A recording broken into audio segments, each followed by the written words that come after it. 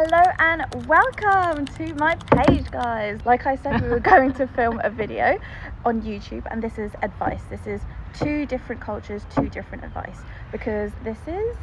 Hi, I'm Misu. Is this Misu? I post lifestyle beauty I'm mainly active on Instagram, but you can find me on TikTok. Yeah!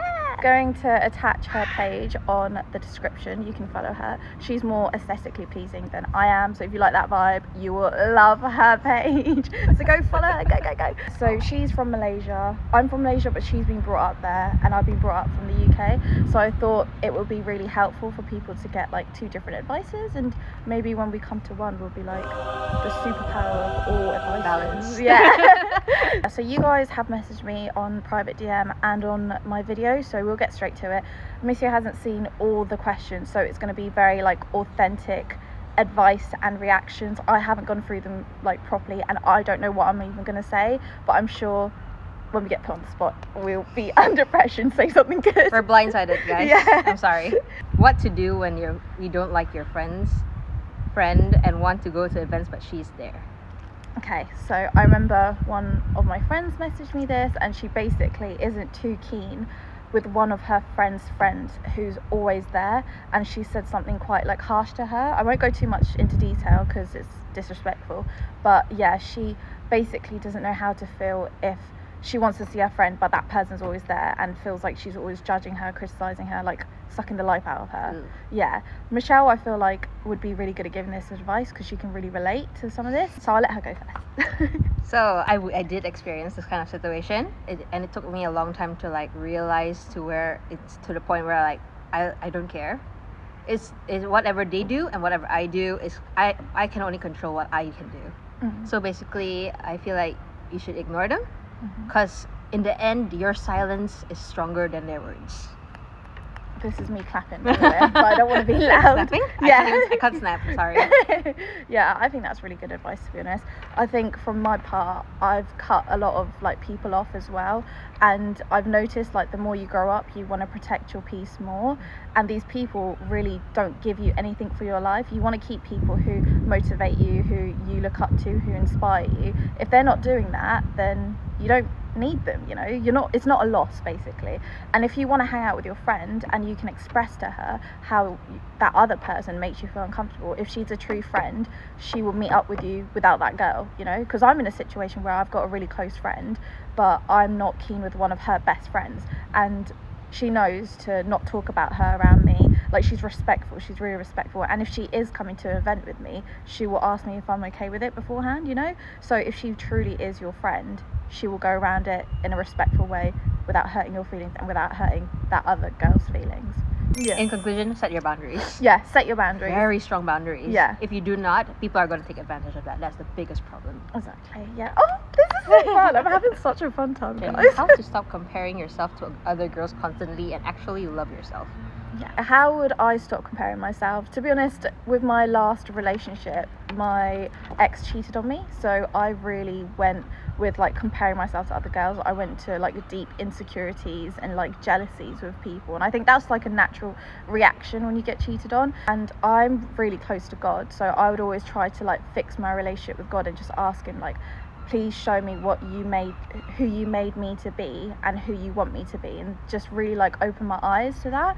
And just doing things that you feel like, obviously don't do it for other people, but if you want to be girly and put makeup on, do that for yourself. Like, do it for you, I would say. Okay, so basically I feel like what you watch on social media is what will feed your self-confidence.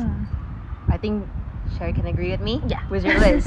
yeah, definitely. With your Liz. Yeah. She's very strong and she's very confident. And there are certain kinds of content that she posts that makes you think.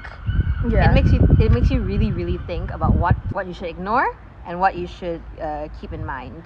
For example, like your self-confidence. Maybe you should not really care about other people so much. Because in the end of the day, you are your biggest supporter and your biggest hater. Yeah, true. Yeah, that's good. I think just be careful as well with social media and like Instagram models as well. That's probably a really cliche thing to say, but it's true. Like they're probably just as insecure as you are, but they don't show it, and it's behind filters and all that. Like even this video, I'm smoothing it out, guys. Like you probably think we look amazing like this. No, I mean she does, but I need to smooth my face out. This girl, such a liar. So basically, yeah, just be confident in who you are, and everyone is going through their own thing as well. Like someone else might be thinking the exact same thing about you, you know. It will be a difficult journey, and it will be a long journey, but you'll get there. Positive affirmations, you know, saying it in the mirror, putting post-it notes, just really like brainwashing your brain to believe it's true, and then it will become true. Like it's basic science. So yeah. What Cherry does that I think is pretty good, a vision board. yeah, vision board. Vision boards will help you envision what you want to become. Yeah. And I think that's a very, very good idea. To envision something physically, then in your mind will set your goals straight. Yeah, that's true. I just made one at the start of the year, and then I put it as my lock screen, so I can just see that every time I unlock my phone. What would you do if you're just genuinely not sharing how you feel about a guy or a girl if you date them? Yeah, so she basically said like if you aren't really sure if you like that guy or not, but you're still continuing to date them, would you like stop dating them? Would you tell them how you feel? Would you continue it? I can't really tell because I've never been on a date. Yeah, single queen. Yes. I think, to be honest, if you've got doubts already and it's the start of the relationship and you're not even like together, I would say just leave it, because if it is red flags, for example, amber flags, they will become red flags in the relationship. And if you're not interested in them now, you're definitely not going to be interested in them in the future, because you'll start to see their habits, you'll start to see who they are, and if you're not truly in love with them, you're just going to be annoyed by that, and there's no point hurting that person as well as hurting yourself and letting yourself down and wasting each other's time. It's not worth it. So just cut it out. There's so many people that you can date, and there's someone exactly for you, so let that person find that person, and then you'll find your person. Listen to her. I have no idea what I'm going to talk about this section. If your best friend is completely over their ex to the point that they said you can have them and they genuinely mean it, as in they were friends, everything, how would you feel about pursuing that? How would you feel?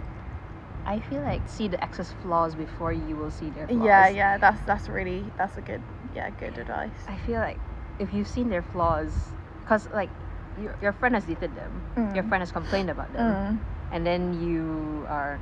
That's a really good point. I wouldn't, because I would automatically be unattracted to them, because then it will make me think, oh, did you fancy my boyfriend when we were together then? You know, like it just makes no sense. I am automatically not attracted to you, and I wouldn't want your sloppy seconds. Not like you are meaning to give it to me like that. And there's so many people, like I said in my last thing, there's so many people out there. Why do you want to date my ex? Yeah. It's always going to be a bit weird out there. Highly avoid. Yeah. I don't think it's worth it to ruin a friendship over a guy. Yeah, and she's not a real friend then if she wants to date your ex. It's just odd. Like, it's just a boundary you shouldn't step. No. Like, some girls are slimy, so. Next question. We all know that some people. Sorry, guys. What to do if you've got family problems and you want to get your mind off it? Honestly, that's very hard for me to say because I'm also struggling with this problem. Okay, yeah. And I think that in my head, I do still get angry when I see them. And you have a right to be angry with them because there are some times where there are things that what they do is unacceptable to you. I would say when I argue with my family, I used to share a room with my sister, so I know a lot of people might struggle with that, and thankfully I have a car, so I would normally just go in my car and go for a drive, go down the beach, and like I love to journal, I like to read my Bible, I would call my friend and talk to them about it. If you've got a really understanding, patient friend that wants to hear your problems, that's a really good, like, helpful thing as well, because it's from another point of view, not a biased point of view, you know, like a parent that is like, oh, forgive them, they're your sibling, they can generally listen to you, you know. Try to get somewhere alone where you don't need to like put more anger in the situation, like feel the situation more, because when you're in the same house it's so easy to just feel it and it takes longer to forgive them. I know a lot of people have got family trauma, and I'm like reading a book on family trauma. Once you read like a book on it, I'll attach the book as well. I think I said it in my first video. You get to understand people's behaviours So instead of like reacting to it, you're understanding how they are. But it's really really good. You don't blame them, you learn to love them for who they are. Can you give any advice on meeting new people and how best to make friends? Yeah. You're going to college this year. Yeah. Congratulations! She's got a really good example because she literally moved to the other side of the world to go to university. 16 hours, guys. 16 Yeah. hours is no joke. Yeah, so she is professional at making friends. Being friends with her, she and I actually just met in the cinema toilet. Oh yeah, we met. Oh yeah, let's give like a little story on how we met. Like, I've been trying to make Malaysian friends for ages, and I heard that accent in the cinema toilet, and we were watching The Nun, I'm pretty sure, and I just thought, oh, you know, I'll make friends after watching a scary film. And then I basically stared down her friend until she was like, is everything okay? And I was like, yes, are your friends Malaysian? And she was like, yeah, I've got someone waiting for you guys. And then they came out and I was like, be my friend please. And now we're friends. It's a crazy story that I will forever remember in my head. I'm not trying to say make friends in college toilet, okay? That's not what I'm trying to say. I mean, if you do, then go you. Please know? don't go to the next stall when someone is peeing and say, hi there. Be my friend. Please don't do that. Just swipe the phone under and be like, I'd "Put actually your run." Insta in." You can start with interests. Like, hi, I'm this. Do you like gaming? Do you Yeah. like watching movies or some scary horror games, anime? Yeah, you can start with that. Honestly, the easiest way to start an interaction is talking about hobbies. Yeah, that's true. I think don't ever force a friendship. No. I know when you're trying to make friends, it can be really like, you could be really on edge because you're trying to be a people pleaser. Do not do that, because then you're just going to end up with friends who's draining you, and then you don't want to be friends with them anyway. But that's a really good tip, like making friends with people that you bond on another level with, like your hobbies and stuff like that. Then they become a true friend. If there's any clubs that you like going to, like there was societies in university. I didn't go to any societies, but I should have. But they went to Malaysian. Well, they hosted the Malaysian society. So I don't know if college does that, but yeah. And I made a lot of my friends in college through my tutor and just people in my class. Like, you're kind of forced to talk to them, aren't you? I wouldn't want to force myself to be with people who just made me uncomfortable, because sometimes in first year I was sitting with people in lunch who I generally didn't feel like I could connect with them mentally. Like, everyone still wants to go like partying and drinking and smoking, and like that just wasn't me. Big ego, I really don't know why it's such a big deal though. Sure. Sherry and her friends forever in my phone case. Wait, let's show the people. Look how cute. What advice would you give to someone who wants a refresh in their career? Ooh, I can answer that. Yeah. 'Cause I don't want to do accounting anymore. I have grown up like doing accounting. That's the path that I've been down. I did it for college and I did it for university. So like in my head, I've got strict like Asian parents, and they just want me to be an accountant. It's really difficult for me to want to change careers because I was letting a lot of people down as well as myself. But I feel like if you know you deep down you've got a passion for something else, just go and explore it, you know, because you can go back to what you're doing in a year or so. You can always go back to what you're doing, do what you want to do, because that will give you confidence in yourself. And if you're successful in it, you will know to always trust yourself, trust your intuition, and just be like a whole, like in your highest self, you know. If you're constantly listening to other people and they're like, no, don't take the risk, what is life worth living if you can't even do what you want to do, you know? If you're living and you can't even do what you want to do, like how miserable is that going to be? I just had to stop. My hair looks so good. Your hair looks so good. I don't know why it suddenly just became so puffy. Guys, I just got distracted. I'm like that. I had this thought, I look good. My See, hair this is the confidence we need. My hair just suddenly looked good. Okay, now the wind just decides to destroy it. Okay, do you have any advice on making money on social media? It's okay if not.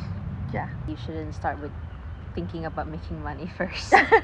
Yeah, it shouldn't be about like making money, because I think then you set yourself up for failure because you're constantly like trying to look out for that, you know? It feels like, and it'll feel like any other job, and you'll feel burnt out. Yeah. So I feel like collaborations and posts are supposed to be fun. I would add on to that, like a genuine question. I would say, obviously, whatever you're like focused on your page, just try to like post more, like be consistent, you know, be consistent, improve on the quality, what will catch people's eye, what you're really passionate about, it will show in your work, you know, because you'll put...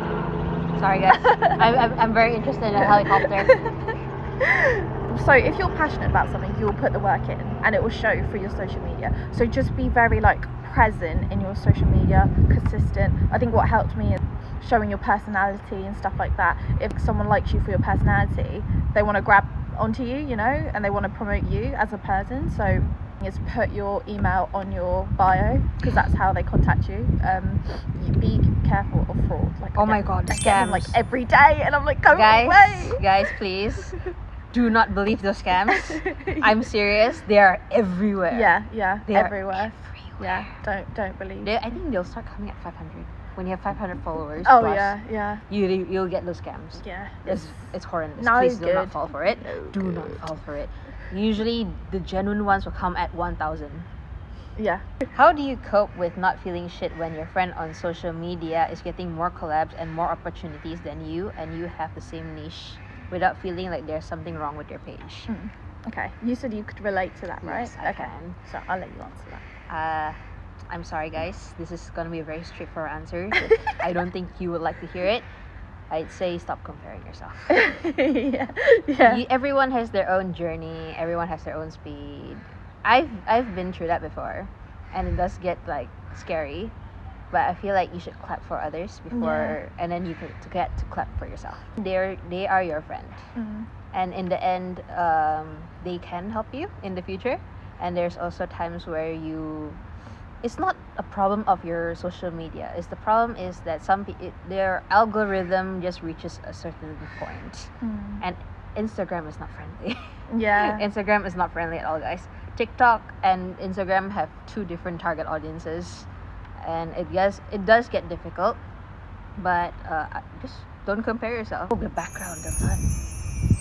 Oh yeah, and I would say everything happens for a reason. If the time that she's blowing up and getting collab is because she might have earned it, that's her point in time that's supposed to happen, and you might have more things to learn, you know, and you everything happens for a reason. You never know what's going to come to your opportunity. You could get something 10 times better in a month's time, you know, so you just got to be patient, and you just need to focus on yourself and be positive with yourself, because then you can keep working and keep not perfecting but improving your work. And then you never know, like there's so many companies that want you can get like your ideal brand collaboration or like event that you go to.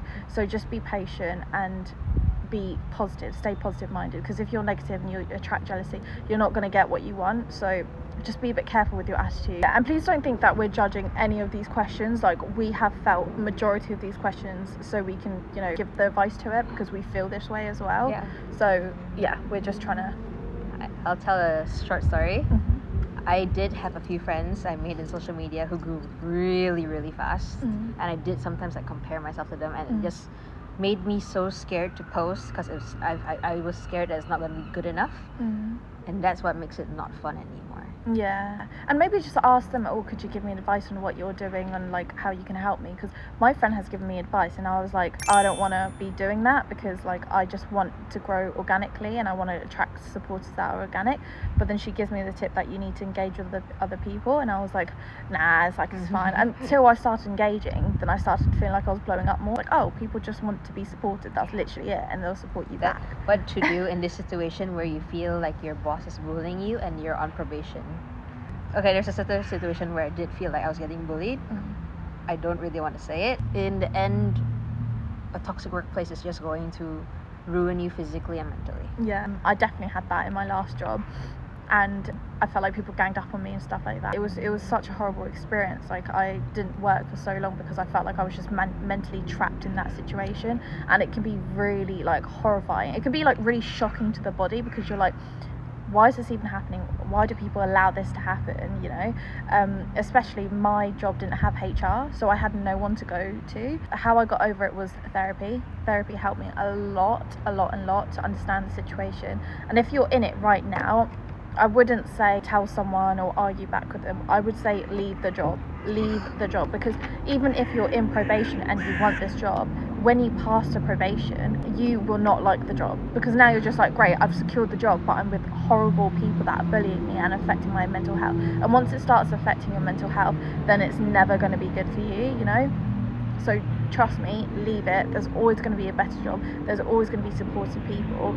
You don't want to be stuck in that kind of environment. It won't be good. Do not press forward with that. I would never ever, even if they were offering me a million, I would never ever take it. And that's coming from someone who just like had their dream job and like was doing what I love doing, and it was the people that were bullying me. I would never go back. I would never go to that situation. Let's be honest here, guys. Therapy is not weakness. No, I love it. I would do it 100 times Honestly. again. Honestly, it helped me through a very dark time through the UK. And I appreciate the help that therapy gave me, and of course Sherry. Oh, BetterHelp, please sponsor me. Yeah. Every time I watch The Wizard Liz, I always like visualize myself like promoting the app. BetterHelp is I did like a cognitive like behavioral therapy, so it looks into your brain and why you like react this way, so you understand yourself as well as like situations and how you can like tackle it, and exercises on how to prevent it from yourself spiraling and stuff. So really, really good. We're not sponsored, by the way. We actually use it. Yeah. We actually use BetterHelp.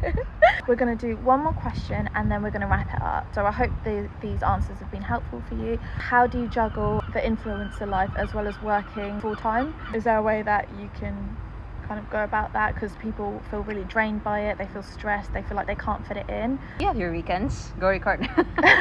You have your weekends, go record at 3 to 5 at least, maybe. That's really good idea, to be honest. Yeah, and then just schedule it. Yeah, that's such a good idea. Yeah, on your weekends just bulk record everything you want to record, and then just split it out. Timetables, make sure you're in a fixed routine with a fixed time, like you know exactly what time you want to do it, so you can stick to that routine. I know people with ADHD really struggle with that, so I've got like this little whiteboard in my room that I always like rub out every week, and I make sure I have like a fixed schedule to everything. So if you stick by that, there's so many ants. If you stick by a fixed routine, then hopefully that will help. Instagram has scheduled posts, so I think that can help a bit. Yeah, I don't know about that. I know Notion also has like tables. Okay. I know a lot of social media managers that use Notion to schedule their posts, because so basically create a content calendar, state what you want to make, and then make it on the weekend, and then post it. Yeah, that's a good idea. You manage to work from home. Obviously, that time you spend like traveling to come back, you can just film a few videos, you know, like let's say it takes you an hour commute. You can use that hour to film instead when you're working from home. So maybe like try to negotiate with your work, because if you've been working there for a while or they're flexible, they'll understand. Obviously, okay, that is everything, guys. I really, really hope these answers have helped you, and if you've got any more questions, I'd be happy to answer. It's okay to be vulnerable, like we said. It's okay to do therapy. It's okay to feel these emotions. It is okay, but the best thing that you guys have done is acknowledged your feelings and wanted to fix it and ask questions to fix it. So that is a massive step in itself. So well done, guys, and we appreciate and we love you. See you next time. Maybe not Michelle, because she's going across the world again. Thank you so much for being on this video, and we will probably collab in the future. So thank you, guys. Bye.